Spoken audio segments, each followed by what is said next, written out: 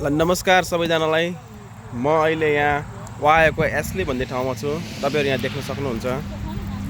तपाईहरुलाई म यहाँ के हामी यस्तो अमेरिका जस्तो ठाउँमा रहेर पनि मलाई यो अमेरिका जस्तो लागेको छैन। हेर्नुस्, यो चाहिँ नेपाल जस्तै लागिरहेछ मलाई। हेर्नुस्, यहाँ उहाँहरुको एउटा फार्म छ हैन। तपाईहरुले यहाँ धेरै कुराहरु पाउन सक्नुहुन्छ। यहाँ तपाईले कुखुरा, खसी, दूध, दही, मही, घिउ सबै कुरा तपाईले यहाँ पाउन सक्नुहुन्छ। तपाईँ यसलाई भन्छ खुलाल फार्म भन्छ हैन।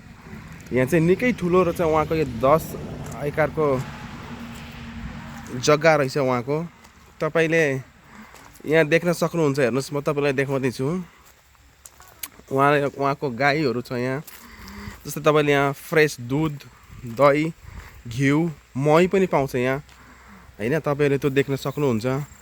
उहाँ अंकलले हेर्नुस् आफ्नो फार्मको लागि उहाँ खन्दै हुनुहुन्छ। तरकारीहरु के लाउँदा खोज्दै हुनुहुन्छ।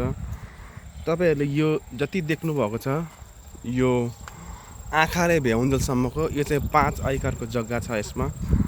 र यो जग्गामा चाहिँ उहाँले गाई गोरु छ, 3टा गाई, एउटा गोरु र भर्खरै ब्याएको गाई छ अरे। यो जति देख्नुहुन्छ तपाई यो सबै उहाँको हो। र म अहिले खुलाल फार्ममा आउँदै छु। र मैले यहाँ चाहिँ उहाँको टिकटक देखि देखेर मैले चाहिँ यहाँ खास विशेष गरी म यहाँ दूध, दही, घिउ, मही लिनको लागि आएको हो हैन। र मैले दूध, दही, घिउ, मही पनि लिइसकेको छु। तपाई यहाँ देख्न सक्नुहुन्छ। हेर्नुस्, उहाँहरुको यो चाहिँ खसीको लागि हो। तर अहिले खसी उहाँहरुको यो मर्मत कार्यहरु भइरहेको रहेछ हैन। उहाँहरुको यो तातो पानी चिसो पानी आउने ट्याङ्कीको लागि चाहिँ उहाँले अहिले कुखुरा, खसी, बाख्रालाई स्थापित गर्नुभएको रहेछ। तपाई यहाँ परेवाहरु पनि पाउन सक्नुहुन्छ। जति यो छ तपाईले देख्नु भएको छ यो चाहिँ उहाँको घर हो यो हैन। र तपाईहरुलाई नेपाली स्वाद पाराको गुन्द्रुकहरु चाहियो भने पनि उहाँहरुसँग गुन्द्रुकहरु पनि अवेलेबल रहेछ। र तपाईहरुलाई म यहाँ भित्रपट्टि पनि देखाउँदै छु। मैले यो चाहिँ मही, दूध र घिउ मैले लिइसकेँ। तपाईले देख्न सक्नुहुन्छ यो मही हो। मही, दूध, घिउहरु मैले लिइसकेको छु हैन। किनभने यहाँ फ्रेश पाउँछ। यो चाहिँ मैले लिइसकेको छु। र तपाईहरुलाई के चाहिन्छ हैन, तपाईहरु यो खुलाल फार्ममा आएर लिन सक्नुहुन्छ। र यहाँ हेर्नुस्, यहाँ आमाहरुले, आन्टीहरुले गुन्द्रुक पनि बनाउँदै हुनुहुन्छ। तपाईहरुलाई गुन्द्रुकहरु चाहिएको छ भने पनि तपाईहरु खुलाल फार्ममा आएर लिन सक्नुहुन्छ। र मैले तपाईहरुलाई देखाइरहेको छु। यहाँ चाहिँ आमाहरु गुन्द्रुक बनाइरहनु भएको छ। र तपाईहरुलाई कुन खालको गुन्द्रुक चाहिएको छ भने तपाई खुलाल फार्ममा आएर लान सक्नुहुन्छ। हजुर आमा, भन्दिनुस् गुन्द्रुक कस्तो छ भन्दिनुस्। गुन्द्रुक भर्खर हालेको छ। साग हाल्दैछु बकेटमा। ल भन्दिनुस् तपाईहरुको फार्ममा के पाइन्छ भन्दिनुस्। के मान्छेलाई चाहियो भने लिन आउन सक्नुहुन्छ भन्दिनुस् त एकचोटी। सबै कुरा चाहियो भने आउँदा हुन्छ हैन। दही, घिउ, मही, छुर्पी, खसी, कुखुरा, परिया सबै। अहिले चाहिँ कुखुरा खाइरहेको तर अब यो चाहिँ अहिले उहाँहरुको मर्मत कार्यहरु भइरहेको छ। त मर्मत कार्यको अभावले गर्दा अहिले उहाँहरुसँग खसी, कुखुरा, बाख्रा चाहिँ अहिले छैन। 2 हप्ताको लागि अलि स्टक छ हैन। तर अहिले 2 हप्ताको लागि बन्द छ। तर तपाईहरुलाई अब नेपालको स्वाद मेटाउने दूध, दही, घिउ, मही, गुन्द्रुक, अचार चाहिएको छ भने तपाईले खुलाल फार्मलाई सम्पर्क गर्न सक्नुहुन्छ। ल उहाँहरुले भन्दै हुनुहुन्छ तपाईहरुलाई छुर्पी पनि चाहिएको छ भने जस्तै नेपालको, भुटानको यो स्वाद मेटाउनको लागि तपाईहरुलाई छुर्पीको पनि यहाँ व्यवस्था रहेछ। तपाई यहाँ आएर लान सक्नुहुन्छ। तपाईहरुलाई म उहाँहरुको कन्ट्याक्ट नम्बरहरु पनि मेरो च्यानलमा राखिदिन्छु। तपाई उहाँ त्यो च्यानलबाट नै तपाईहरुले कन्ट्याक्ट गरेर उहाँहरुसँग फोनमा कुरा गरेर लान सक्नुहुन्छ हैन।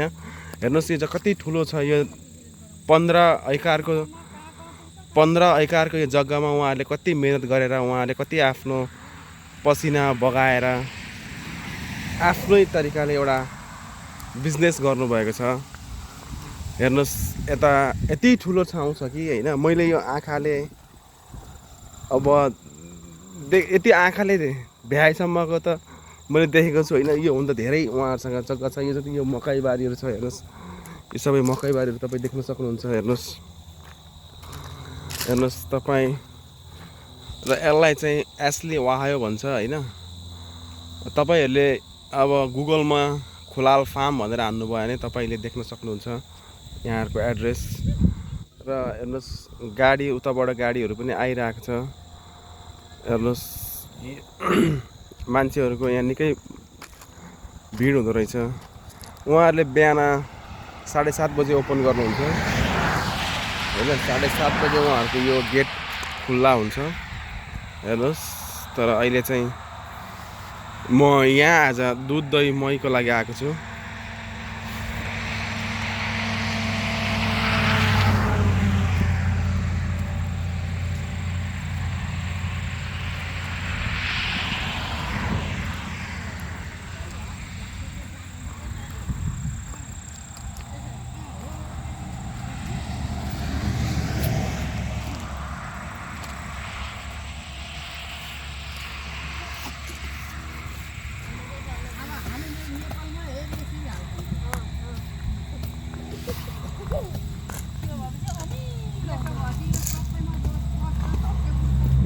तपाईँहरू देख्न सक्नुहुन्छ यहाँ मेरो आमाले सिकाउँदै हुनुहुन्छ गुन्द्रुक कसरी हाल्ने भनेर। ल ल ल आन्टी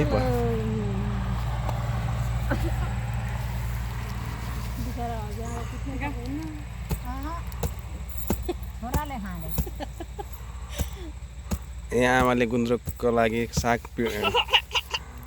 खिच्दै हुनुहुन्छ। उहाँ निकै खुसी हुनुभएको छ गुन्द्रुक देखेर। उहाँको यो घरको माइली बारी हुन्छ उहाँ।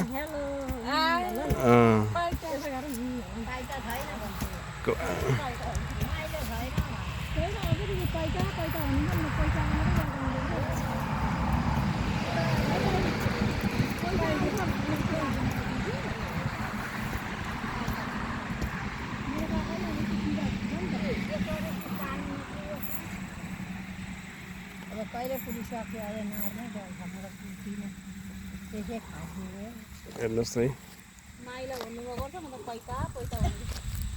मेरो बुढीलाई के भन्नु छ भने भनौँ। तिमी यहाँ के लिन आएको थियौ भनिदेऊ यहाँको विशेषताहरू। यहाँ घिउ दही दुध अर्ग्यानिक दही दुध घिउ सागसब्जी साग लग्यो अर्ग्यानिक छुर्पी लग्यो मही लग्यो दुध लग्ने घिउ लग्यो। हेर्नुहोस् यहाँ हजुरआमा यति बुढो मान्छे भएर पनि आफ्नोलाई यो गुन्द्रुक निकै मिठो छ राम्रो छ भनेर उहाँको हातबाट एकदमै मिठो खालको अर्ग्यानिक गुन्द्रुक बनाउनु भएको छ। र अहिले अलि ढिलो हुन्छ भन्नु न। अब यो गुन्द्रुक चाहिँ तयार हुनको लागि 2 हप्ता जति लाग्छ। तपाईँहरू 2 हप्ता पछाडि यहाँ आएर लान सक्नुहुन्छ। ल भनिदिनुहोस् हजुरआमा यो गुन्द्रुक कहिले तयार हुन्छ तपाईँ यहाँ भनिदिनुहोस् न ल। 15 दिनमा हुन्छ। आउनु होला आउनुहोस् लानुहोस् चाख्नु होला। म बुढी मान्छेले बनाएको। ल आमालाई चाहिँ यहाँ अमेरिका जस्तो भएको छ कि आमा नेपालमै बसेर गुन्द्रुक बनाएको छ। यता फर्केर आमालाई के कमेन्ट भनिदेऊ ल। मलाई त आत्ता नेपाल बसे जस्तो भयो। हो नेपालको याद आयो। भनेपछि नेपाल जाने कि यहीँ बस्ने? बस्न त यहीँ बस्ने नि याद मात्रै आयो। भन्दाखेरि अब सधैँभरि यहीँ बस्ने कि अब नेपाल जाने कि? नेपाल पनि कहिले कहिले त जानु पर्यो गरे नि। भनेपछि यो के पिटेको आमा? यो गुन्द्रुक राख्ने साग। ल देख्नु सक्नुहुन्छ हेर्नुहोस् खुलाल फार्मले नेपालदेखि पनि मान्छेलाई बोलाएर गुन्द्रुकको लागि पनि मान्छे राख्नु भएको छ। फर्स्ट यहाँ इम्प्लोइ राख्नु भएको छ। हेर्नुहोस् तपाईँहरूलाई अब निकै पनि आशा छ गुन्द्रुक मिठो छ राम्रो छ भनेर हामीले पनि लिएर गएको छौँ सागहरू दुध दही घिउ। अब त्यो कस्तो खालको छ भनेर तपाईँहरूलाई म कमेन्टमा भनिहाल्छु। खाएपछि म फेरि अर्को भिडियो पनि बनाउने छु तपाईँहरूलाई म त्यति बेला पनि भन्नेछु होइन।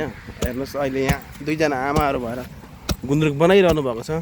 तपाईँहरूलाई मैले यो भिडियो मार्फत देखाएको छु। र